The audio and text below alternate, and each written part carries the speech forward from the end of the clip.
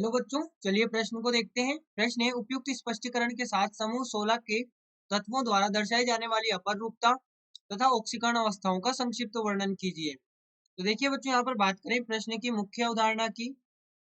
मुख्य अवधारणा देखिए, यहाँ पर समूह 16 में तत्व कौन से होते हैं? समूह 16 के तत्व तो ये यहाँ पर होते हैं ऑक्सीजन, सल्फर, सिलेनियम, टेल्यूरियम और पोलोनियम। अब बच्चों ध्यान दें, हम बात कर रहे हैं अपरूपता की। अपरूपता तो यहाँ पर समूह 16 के सभी तत्व यहाँ पर हम अभी समूह 16 की केवल बात करें तो समूह 16 के सभी तत्व अपरूपता अपरूपता प्रदर्शित करते हैं, जिसमें यदि हम पहले बात करें ऑक्सीजन की, तो देखिए ऑक्सीजन दो अपर रूपों में यहाँ पर पाया जाता है।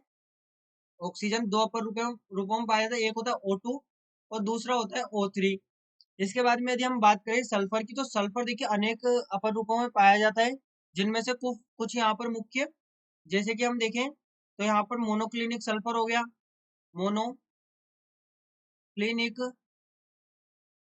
Sulphur, monoclinic sulphur. इसके बाद में अगला यहाँ पर, इसको मोनोक्लिनिक को हम एकंताक्ष भी कहते हैं। यहाँ पर इसे हम लिखें एकंताक्ष सल्फर। इसके बाद में अगला हमारे पास में होगा यहाँ पर रोम्बिक सल्फर, यानी कि विषम लंबाक्ष सल्फर, विषम लंबाक्ष विषम लंबाक्ष सल्फर। और इसके बाद में अगला हमारे पास में होता है प्लास्टिक सल्फर। यहाँ पर अगला हमारे पास में है प्लास्टिक सल्फर।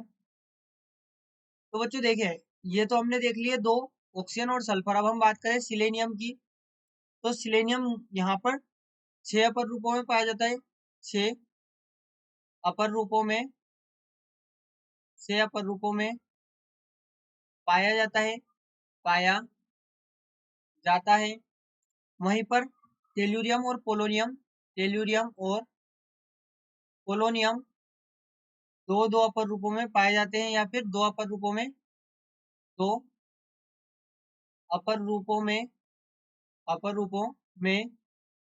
पाए जाते हैं। अब बात करें इनकी ऑक्सीकरण अवस्थाओं की, तो देखिए समूह 16 के जो तत्व हैं, समूह 16, ये यहाँ पर है ऑक्सीजन, सल्फर, सिलेनियम, टेल्यूरियम और पोलोनियम।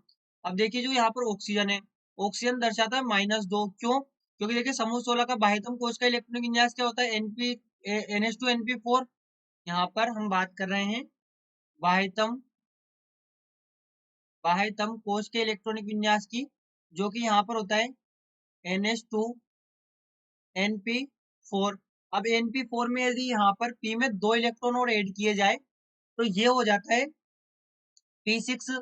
और हमें पता है कि P6 अगर ये हो गया और ये NH2 है और ये NP6 यदि हो जाए तो ये अष्टक पूर्ण हो गया, इसका अष्टक यहाँ पर पूर्ण हो गया। तो ये 2 इलेक्ट्रॉन को लेने की टेंडेंसी, इनकी यहाँ पर 2 इलेक्ट्रॉन को लेने की प्रवृत्ति यहाँ पर होती है।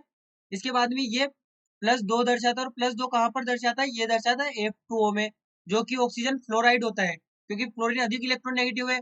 उसके बाद में ये H2O2 में -1 ऑक्सीकरण अवस्था भी दर्शाता है। इसके बाद में हम बात करें सल्फर की, तो सल्फर यहाँ पर दर्शाता है -2, +2, +4 और +6। वहीं पर सिलेनियम -2, +2, +4 और +6 तक दर्शाते हैं। वहीं पर देखें टेल्यूरियम -2, +2, +4 और +6। इनमें +6 ऑक्सीकरण अवस्था थोड़ी कम देखने को मिलती है, हम समझेंगे क्यों। वहीं पर पोलोनियम -2, +2, +4 और यहाँ पर ये +6, इसमें भी +6 ऑक्सीकरण अवस्था कम मिलती है। ये यहाँ पर +6 ऑक्सीकरण अवस्था कम प्रवृत्ति होती है, कम प्रवृत्ति या कम दर्शाते हैं। और इसका कारण है अक्रिय युग्म प्रभाव। अक्रिय युग्म प्रभाव। अब यहाँ पर देखिए अक्रिय युग्म प्रभाव क्या है? तो यहाँ पर बाह्यतम कोश के दो इलेक्ट्रॉन, बाह्यतम कोश के एस उपकोश के दो इलेक्ट्रॉन, एस कोश के दो इलेक्ट्रॉन यहाँ पर रासायनिक अभिक्रिया में बंध बनाने में भाग नहीं लेते। रासायनिक अभिक्रिया में बंध बनाने में भाग नहीं लेते।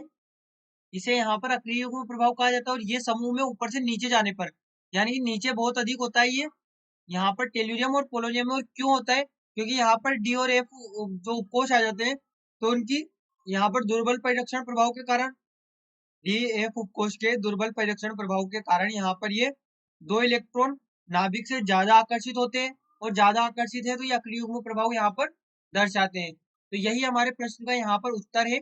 ये हमने ऑक्सीकरण अवस्था भी देख ली, कौन सी ऑक्सीकरण अवस्था दर्शाते हैं, उसके साथ में हमने इनके अपर रूप भी देख लिए।